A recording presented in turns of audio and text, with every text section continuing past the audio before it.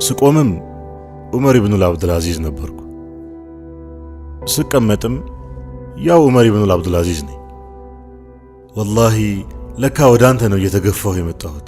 የተናገርከው እውነት ከሆነና አጠገቡ በሆን ኖሮ እግሩን ዝቅ ብዬ አጥብ ነበር። ሼኽ የነበረው ኢዝ ኢብኑ አብዱሰላም ከኸጢብነቱ እንዲሻር ወስኗል። እውቀትን አውቆ የደበቀ ሰው በእሳት ልጓም ይጎተታል ብለዋል። ጌጣጌጦችሽን በሙሉ ለቤቱል ማል መመለስ ወይንም ደግሞ እንድለይሽ መፍቀድ። እምቢተኛ መሆንህን ሰማው። እምነትም አልቀየርም ብለሃል። በል ደግሞ እንደ ሴቶቹ አልቅስ።